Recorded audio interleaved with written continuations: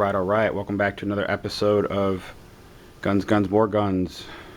What's in the box? What's in the box? Alright, let's find out what's in the box. So it is the Smith and Wesson 5906. That's how it comes in the box. This particular one is from Gun Prime. The Smith and Wesson 5906 is a full-size pistol. It was manufactured in 1989 by Smith and Wesson. Let's do a safety check real quick. Magazine is empty. Chamber is empty. It's manufactured in 1989. It's a double single action pistol. So what that means is you have double action, and then when the hammer's already back, you have your single action. Check the reset out. It has a magazine disconnect, so you have to make sure the magazine's in the gun. So there's your reset, and it is gorgeous. The double action is pretty nice. It's not that bad.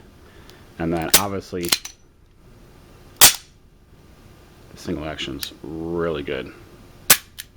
So the trigger overall on this gun is really nice. I really like it a lot. It's all stainless steel. It was produced from 1989 to 1999. It was very popular with law enforcement. When this particular model came out, they were kind of switching from revolvers to semi-autos. So I mean, it has a pretty decent service life as well. You got the 3-dot sights there. What I did is, mine were kind of worn out because this is a Leo trade-in. So what I did is I just took some white touch-up paint and a Q-tip, just put a little bit in each dot, kind of refreshes it up a little bit. But the sight picture is really nice. 3-dot sights, like those. It has an ambidextrous safety,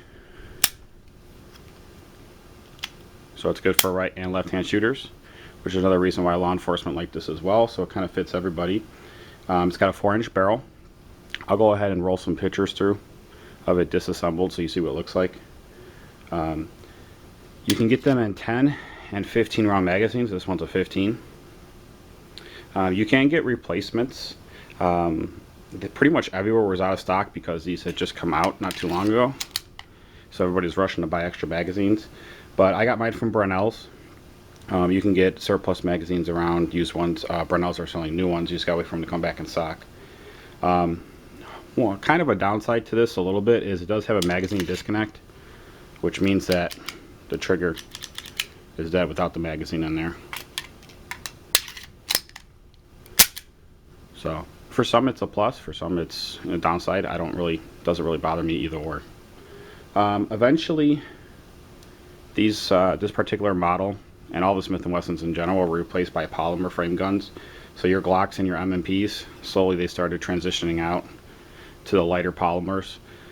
I actually don't mind the weight of this. It is a heavy pistol, but the nice thing about that is it's great for new shooters, and you don't really feel too much of the recoil because it is a very heavy gun, which is nice.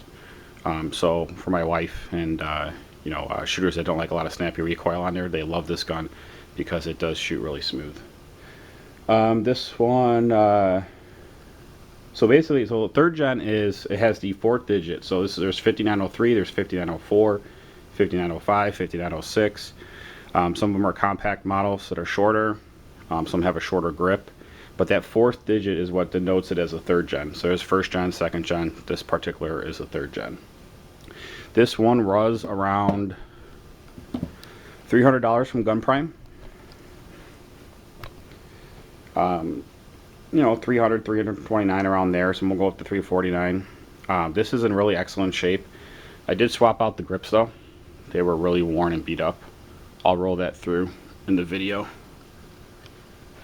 Now, they're so easy to change, it's not even worth showing, but there's a pin on the back. You're going to hammer that pin out, and then you're just going to take a little small flat tip screwdriver, and you're just going to push this back, and the whole grip is going to come out. And then there's going to be a spring and a little knuckle at the end. Line that spring and knuckle up with the new grip, push it down, push it forward, and there'll be 2 little clips on the side here. And you'll hear it snap in, and then you're good to go. And the grip, I love the grip on this. It's really nice, fits great in my hand. Feels really good. Alright, so I'm going to roll some range footage through. Now, this gun has been around for a long time, had a long service life, so I didn't really do a reliability test per se. Just kind of went out there and had some fun with it.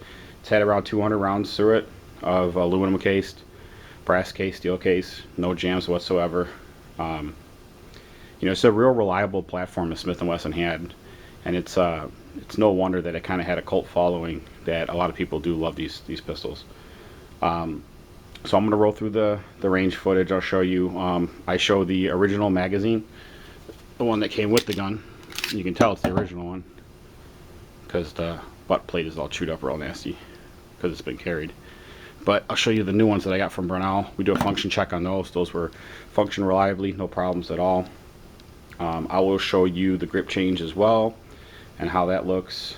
The great thing about this gun, and if you've ever watched any kind of 90s action flick, 90s action movie, any of that stuff, they're all in the movies. They're about as iconic as the 92 FS Beretta.